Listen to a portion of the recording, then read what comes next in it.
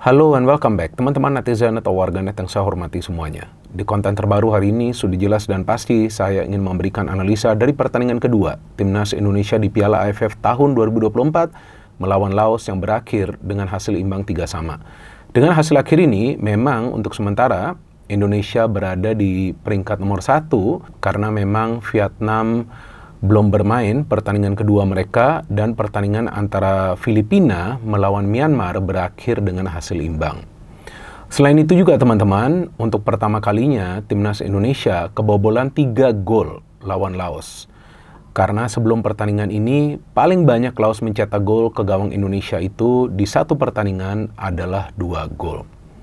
Namun yang menarik kan di sesi konferensi pers setelah pertandingan ini yang saya baca dari pemberitaan di beberapa media digital bahwa Shin Tae-yong mewakili Timnas Indonesia meminta maaf kepada fans dan juga masyarakat Indonesia yang hadir di stadion untuk menonton pertandingan ini secara langsung di Stadion Manahan Solo. Oke lah, Shin Tae-yong meminta maaf, tapi saya justru menunggu apa sebetulnya penjelasan dari Shin Tae-yong tentang strategi atau taktik permainan dari Timnas Indonesia.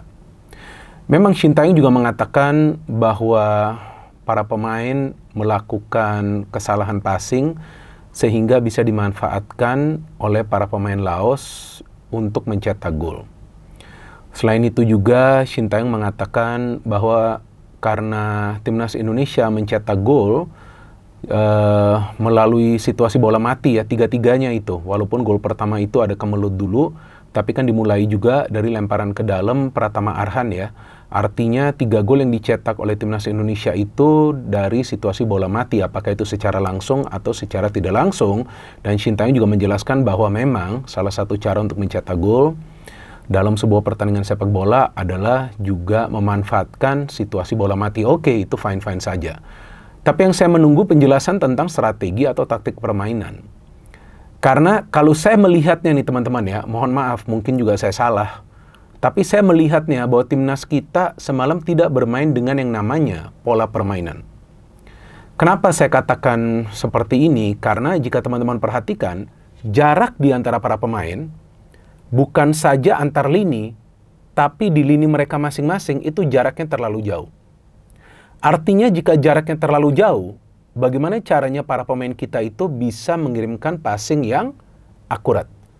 Jadi kesalahan passing itu terjadi karena memang akurasi passing tidak dijaga, sebab kalau menurut hemat saya, mohon maaf, mungkin juga saya salah, tapi kan saya melihat ya, pertandingan ini secara full ya, di layar kaca, di televisi, kalau saya melihat para pemain kita timingnya tidak pas untuk memberikan umpan. Apakah itu terlalu cepat memberikan umpan atau kelamaan menguasai bola? Maka itu beberapa kali kita melihat pada saat timingnya tidak pas, itu bisa dibaca oleh para pemain Laos dan mereka bisa memanfaatkan kesalahan dalam mengambil keputusan tersebut untuk bisa menciptakan peluang dan bahkan mencetak gol. Jadi saya jujur nih, jika ada yang menanyakan kepada saya dan memang banyak yang DM ke saya, ke akun IG saya, Bung, strateginya dari Timnas Indonesia semalam itu apa? Jujur saya tidak melihat ada yang namanya itu rencana permainan. Karena kalau ada yang namanya rencana permainan, artinya para pemain kita itu bisa paling tidak membaca lah serangan yang coba dibangun oleh para pemain Laos, walaupun memang mereka lebih banyak mengandalkan yang namanya counter attack. Tapi karena saya melihat para pemain itu bermain secara individu, mengandalkan skill individu mereka, karena tampaklah pemain seperti Rafael Strijk pun mau tidak mau perlu mengandalkan kecepatan dia, perlu mengambil keputusan yang lebih cepat untuk melepaskan shooting dari luar kotak penalti. Ya, saya tidak melihat ada pemahaman di antara para pemain apa yang sebetulnya perlu mereka lakukan di atas lapangan. Sedangkan Laos yang pelatihnya juga, jika saya tidak salah asal Korea, itu sudah paham. Bertahan, pressing, kemudian memanfaatkan situasi transisi positif yang cepat, alias counter attack. Dan memang yang mencetak gol itu 2 pemain yang bermain di lini pertahanan, tidak masalah juga. Yang penting kan ada pemain yang bisa mencetak gol bagi timnas kita. Tapi yang saya bingung, kenapa suplai bola ke striker kita itu minim? Kenapa dari tengah tidak ada pemain yang bisa memberikan umpan kepada striker kita, apalagi di babak pertama? Jadi striker yang bermain di pertandingan semalam itu harus berjuang mengandalkan skill individu mereka. Dan Arkan Fikri yang saya melihat lemah banget dalam melakukan pressing. Padahal dengan formasi 3-4-3 atau 3-5-2 atau 3-4-1-2, seharusnya ada pemain di lini tengah timnas kita yang bisa melakukan yang namanya itu filter serangan. Jadi tekan dulu para pemain Laos. Jangan sampai pemain Laos siapapun itu yang menguasai bola di lini pertahanan atau lini tengah mereka bisa memberikan umpan ke ruang pertahanan timnas kita. Tapi saya tidak melihat ada pemain yang bisa melakukan itu sepanjang jalannya pertandingan. Maka itu pada saat ada salah passing dari pemain kita yang coba untuk build up dari belakang, karena sepertinya ya, mohon maaf lagi nih. Ya ini untuk ketiga kalinya nih, saya mohon maaf. Ya sudah keempat kalinya. Mungkin juga ada instruksi dari Sintayong meminta para pemain membangun serangan dari belakang, tapi gak jalan itu. Pada saat sudah gak jalan, seharusnya ada yang namanya improvisasi dalam membangun serangan. Caranya seperti apa? Meminta dua back sayap itu turun sedikit ke belakang, menjemput bola, baru kemudian dirancang sebuah serangan yang rapi. Nah, artinya pada saat timnas kita tidak bermain secara taktis, yang kita melihat adalah permainan yang acak-acakan, alias amburadul. Maka itu Laos bisa menciptakan cukup banyak peluang, tidak sebanyak timnas kita, tapi juga mereka bisa mencetak 3 gol mengandalkan kerjasama. Ya lihat dong, beberapa peluang yang mereka ciptakan itu mengandalkan kerjasama.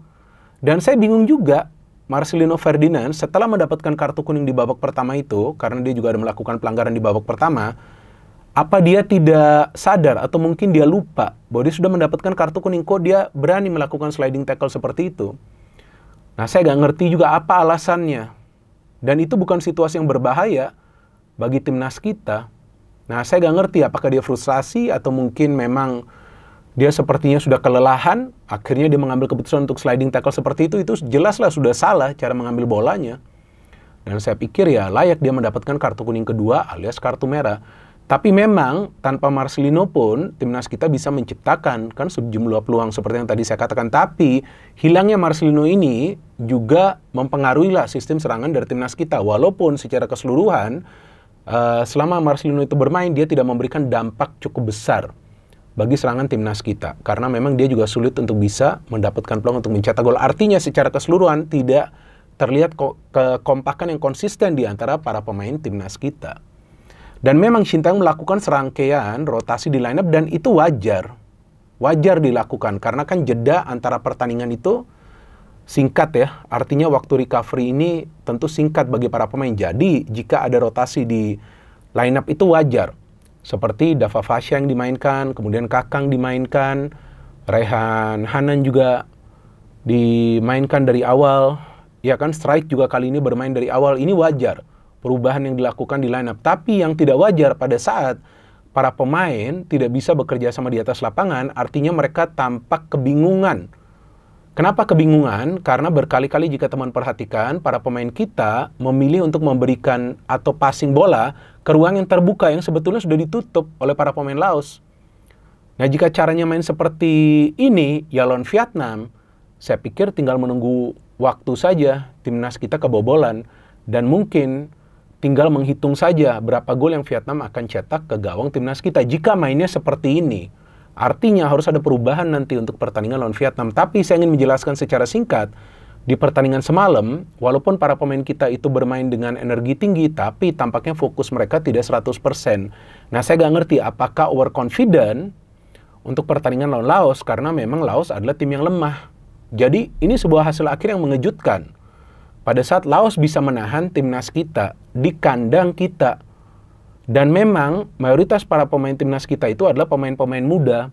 Betul kan? Tapi coba dilihat usia dari para pemain Laos. Mereka juga muda-muda. Tidak beda jauh dari para pemain kita. Tapi mereka bermain mengandalkan intelijensia. Karena memang mereka fokus apa yang perlu mereka lakukan. Contoh, pada saat gol pertama mereka cetak itu, Arkan Fikri kan kelamaan menguasai bola di press, pemain yang dapat bola mengirimkan umpan ke depan. Bagus kan umpannya akurat karena coba siapa yang filter? Gak ada yang filter. Langsung bola itu masuk ke ruang pertahanan timnas kita. Enak banget pemain Laos itu mencetak gol dan teknik mereka syuting juga bagus. Setelah itu memang ada peluang juga bagi timnas kita sebelum akhirnya bisa disamakan oleh Kadek Arel. Bagus ini ya. Saya nggak melihat itu pemain siapa yang memberikan umpan kepada Kadek Arel seperti dia mau shooting tapi ternyata bola mengarah kepada Kadek Arel. What a finish. Nah, finish seperti inilah yang perlu dilakukan oleh para pemain timnas kita. Setelah itu saya kaget. Kadek Arel kan baru mencetak gol, ternyata dia juga yang salah passing pada saat mau build up. Karena rekan-rekannya itu jaraknya jauh, jadi dia tidak bisa memberikan bola ke pemain yang paling dekat.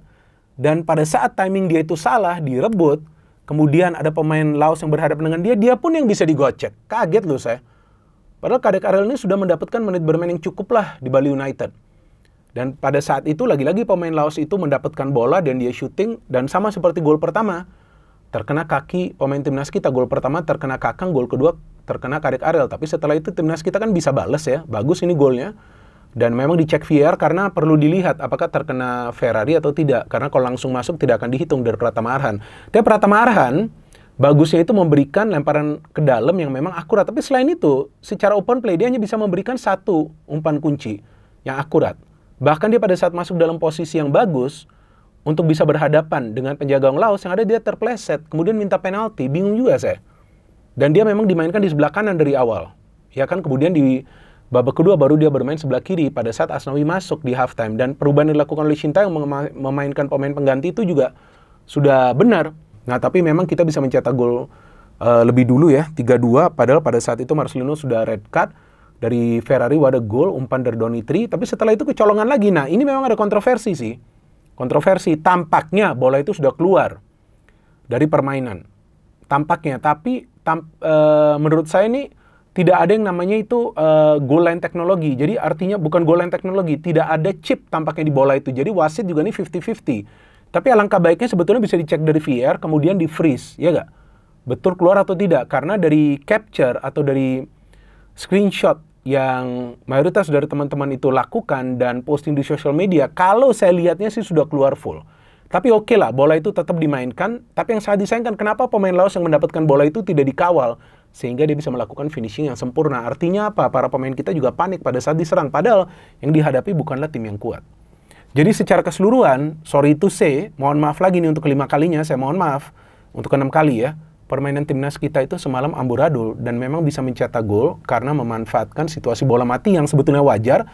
Tapi lawan tim seperti Laos yang memang fokusnya hanya bertahan, seharusnya bisa merancang sebuah setup play yang rapi dan juga menciptakan banyak peluang untuk mencetak gol. Bahkan di babak kedua Ferrari pun pada saat salah umpan, lini pertahanan kita langsung ke expose.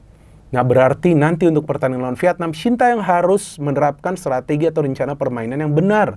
Kalau tidak ada rencana permainan yang sesuai dengan kemampuan para pemain, gimana caranya para pemain kita bisa perform di atas lapangan? Terlepas dari beberapa kesalahan dari para pemain kita yang mereka lakukan yang memberikan peluang kepada para pemain Laos untuk mencetak gol, ada juga kita melihat kesulitan bagi para pemain untuk bisa bekerja sama di atas lapangan karena tampaknya mereka tidak bisa menjalankan rencana permainan dari sang pelatih atau mungkin mereka tidak paham. Jadi komunikasi itu adalah hal yang penting antara pelatih dengan para pemain untuk bisa membuat para pemain bermain lebih efisien dan tentunya lebih efektif untuk pertandingan selanjutnya lawan Vietnam.